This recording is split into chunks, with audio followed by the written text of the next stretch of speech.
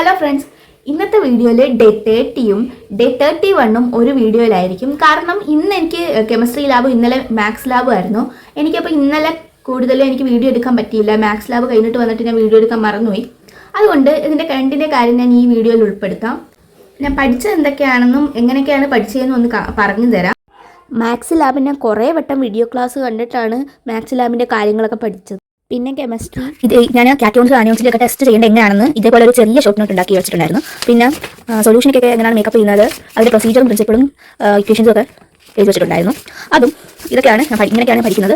ഇത് ഓൾറെഡി ഞാൻ നല്ല ഡീറ്റെയിൽ ആയിട്ട് ഓൾറെഡി എനിക്ക് അറിയാം. അപ്പോൾ ഇത് നോക്കി വായിച്ച് കഴിഞ്ഞാൽ പെട്ടെന്ന് ഇത് പഠിക്കാൻ പറ്റും. ആണെങ്കിൽ മാത്സ് ലാബ് വളരെ സിമ്പിൾ ആയിട്ടുള്ള ലാബായിരുന്നു എനിക്ക്. അതായത് എനിക്ക് ചോദിച്ചത് +1 നിന്ന് value functions, shifting of graphs, domain and range, പിന്നെ +2 നിന്ന് LPP, പിന്നെ വാല്യൂ ഫംഗ്ഷൻസ്, പിന്നെ ആപ്ലിക്കേഷൻസ് ഓഫ് ഇന്റഗ്രൽസ്, ഇതൊക്കെയാണ് ചോദിച്ചത്. അതുകൊണ്ട് എനിക്ക് വളരെ സിമ്പിൾ ആയിട്ട് തോന്നി. എനിക്ക് സിമ്പിൾ ആയിരുന്നു. പിന്നെ വൈവേ ആയിട്ട് തന്നെ പ്രത്യേകിച്ച് എന്ന് ചോദിച്ചാൽ എത്ര മാർക്ക് ഉണ്ടായിരുന്നു +1 മാത്സിനെന്ന് ചോദിച്ചു. പിന്നെ ഞാൻ ചെയ്യുന്നതൊക്കെയാണ് കൂടുതൽ നോക്കിയത്. ഞാൻ എങ്ങനെയൊക്കെയാണ് ഇൻപുട്ട് ബോക്സിൽ ടൈപ്പ് ചെയ്യുന്നത്, LPP ചെയ്തുകൊണ്ടിരുന്നപ്പോഴാണ് സാർ വന്നത്. അപ്പോൾ അതൊക്കെ നോക്കി. പിന്നെ പേപ്പർ എടുത്തപ്പോൾ 5 ചെയ്തല്ലോ എന്നൊക്കെ പറഞ്ഞു. കെമിസ്ട്രി ലാബ് അത്യാവശ്യം സിമ്പിളായിരുന്നു.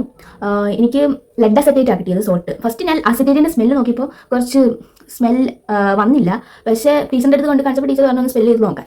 അപ്പോൾ ഞാൻ പിന്നെ സ്മെല്ല് ചെയ്തോട്ട് വന്നില്ല. പിന്നെ ഞാൻ കൺഫർമേറ്റർ ചെയ്ത് നോക്കിയപ്പോൾ ഓക്കെ അത് കിട്ടി. അപ്പോൾ ഞാൻ അതെല്ലാം ചെയ്തു. എനിക്ക് ടൈട്രേഷൻ ആയിരുന്നു ആദ്യം ചെയ്യാനുള്ളത്.